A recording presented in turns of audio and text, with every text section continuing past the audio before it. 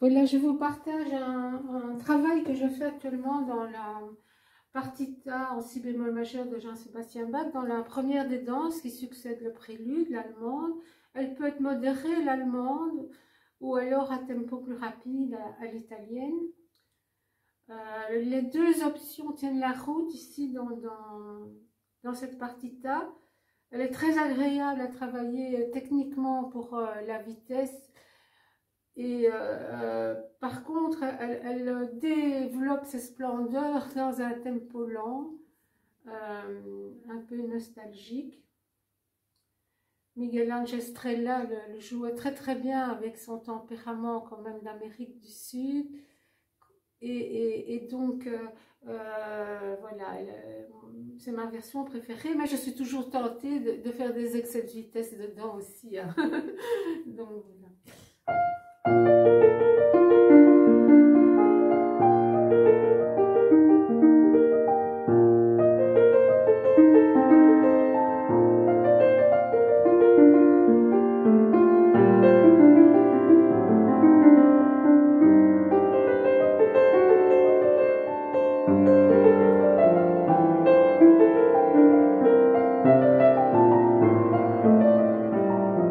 Comme je suis tentée aussi de mettre la pédale, ça c'est toute une vie de jeu romantique de Bach que j'essaye de jeter à la poubelle pour jouer beaucoup plus sec, pour respecter l'école du clavecin quand même. Bon, il me reste des vilains défauts là-dedans. Donc ici, voilà, il faut travailler par petites cellules.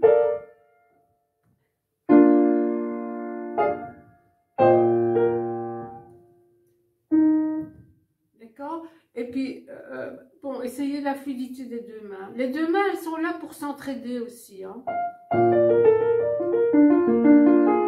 Vous voyez, il y a des notes qui sont écrites en clé de sol, mais que moi je fais avec mon pouce de la main gauche, comme si elles étaient attribuées à la main gauche. Le principal, c'est de pouvoir bien lier les coutures. Bon, je rappelle aux élèves une notion capitale dans le phrasé au piano, c'est que bien souvent le dernier, on va dire 99 fois sur 100, le dernier mot de la phrase qu'on est occupé à travailler est dans la mesure suivante. Donc, prenez toujours dans votre travail compte de la première note de la mesure suivante, sinon vous allez couper au mauvais endroit et l'auditeur ne comprendra pas ce que vous dites. Bon. Alors, il y a des descentes de gamme à travailler aussi. On commence par le plus facile. Hein. Et des écarts. Ça dépend de la grandeur de votre main. Si vous avez une grande patte d'ours d'homme, forcément, vous n'avez aucun effort à faire. Dans une main féminine ou d'adolescent ou quoi, il y a un ressort à avoir avant de se déplacer. C'est-à-dire qu'on met plus de temps à se déplacer sans ressort, et donc ça crée une timidité dans le jeu. Donc quand vous descendez, là ça va. Voilà, vous faites d'abord une détente électrique dans votre main, avant d'aller trouver ma note. C'est important pour le nerf de la phrase musicale. Il ne me reste pas beaucoup. Je n'ai pas encore, parce que d'un mi à un do, c'est juste pour moi. Hein. Donc, je tire et puis bon, j'ajoute les 2 mm qui manquent en me déplaçant. Mais je ne fais pas. Vous voyez, vous entendez la différence. Donc, je tire et puis j'ajoute les 2 mm qui me manquent. Donc, ça, c'est à travailler dans les deux descentes, mesure 12 et mesure 13. Dans la première mesure 12,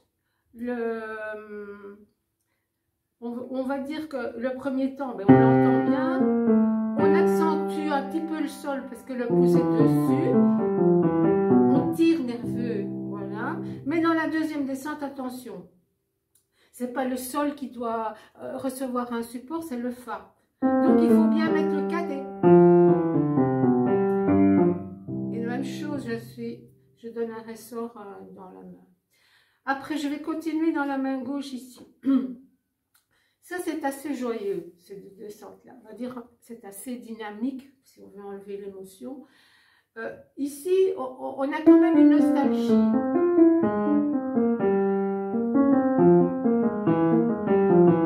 Et je reviens ici. Donc toute cette phrase que je viens de vous faire, elle a une logique de note descendante au petit doigt.